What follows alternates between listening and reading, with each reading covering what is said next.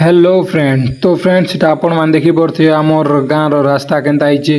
तो ये रास्तार complain धरिकी application लिखिकी आमे पलि गलु आमर मेदिनीपुर पंचायत के आमर सरपंच आज्ञा पाग एटा देवार काजे एप्लिकेशन गोटे आपण मान देखि पड़थिबे।